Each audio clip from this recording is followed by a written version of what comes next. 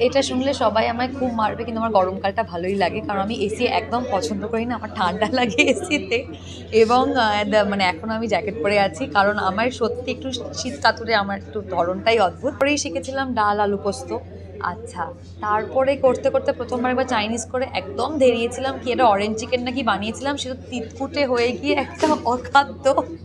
যাই হোক, এখনও সব কিছু আমি চেষ্টা করে, আমি খুব একটা এক্সপেরিমেন্টেশনে বিশ্বাসও করি না, কারণ আমি পারি না। আমি খেতেও খুব একটা ভালোবাসি না এক্সপেরিমেন্টেড খাবার। আমি চাইনিজ খেতে পারি, বিরিয়ানি খেতে পারি, ভাত খেতে পারি, কিন্তু সাংঘাতিকটা ভজকট খাবারে আমি খুব একটা ভরসা পাই না। তো সেরকম রান্না করারও চেষ্টা করিনি। আমার মনে হয়েছে যে আমি মাটনটাই সব থেকে ভালো করি। Hello, welcome to Navaras talkies. সঙ্গে রয়েছি আমি অসীম, আর আমরা আজকে এই মুহূর্তে রয়েছি বন ফেমে। নতুন রেস্টুরেন্ট ওপেনিং হয়েছে এবং আমার সঙ্গে কিন্তু দেবলীনাদি রয়েছে। দেবলীনাদি, বলো কেমন আছো এবং বন ফেমে এসে কেমন লাগছে? বন ফ্যামে এটা আমার পাড়ায় রেস্টুরেন্ট। তো আমি অনেক দিন ধরে দেখছি, অনেক দিন ধরে দু সপ্তাহ ধরে যাবে থেকে খুলেছে, আমি দেখছি এবং প্ল্যান করছিলাম যে আসবো। থ্যাঙ্কফুলি আজকে প্রমোশনের জন্য চলে এলাম।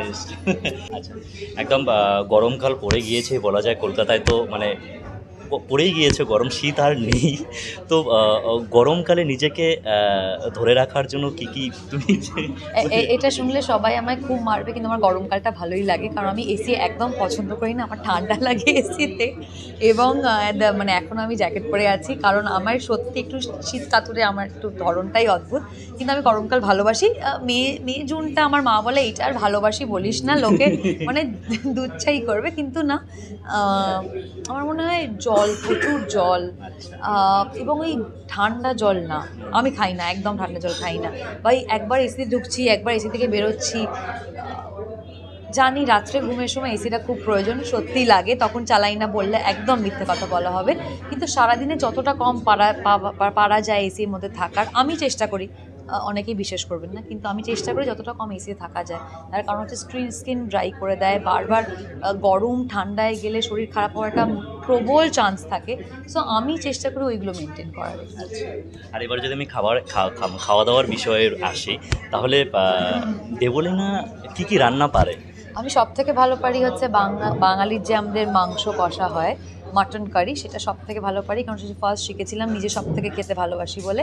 তারপরে টুকটুক করে ধরো সেটা নিজেই শিখেছিলাম। হ্যাঁ, মা অবশ্যই বলে দিয়েছিল।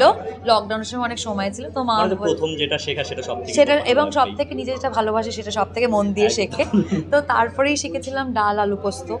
আচ্ছা, তারপরে করতে করতে প্রথমবার একবার চাইনিজ করে একদম ধেরিয়েছিলাম, কি এটা অরেঞ্জ চিকেন নাকি বানিয়েছিলাম, সেটা তিতকুটে হয়ে গিয়ে একটা অখাদ্য। যাই হোক, এখনও সব কিছু আমি চেষ্টা করে, আমি খুব একটা এক্সপেরিমেন্টেশনে বিশ্বাসও করি না, কারণ আমি পারি না। আমি খেতেও খুব একটা ভালোবাসি না এক্সপেরিমেন্টেড খাবার। আমি চাইনিজ খেতে পারি, বিরিয়ানি খেতে পারি, ভাত খেতে পারি, কিন্তু সাংঘাতিকটা ভজকট খাবারে আমি খুব একটা ভরসা পাই না। তো সেরকম রান্না করারও চেষ্টা করিনি। আমার মনে হয়েছে যে আমি মাটনটাই সব থেকে ভালো করি।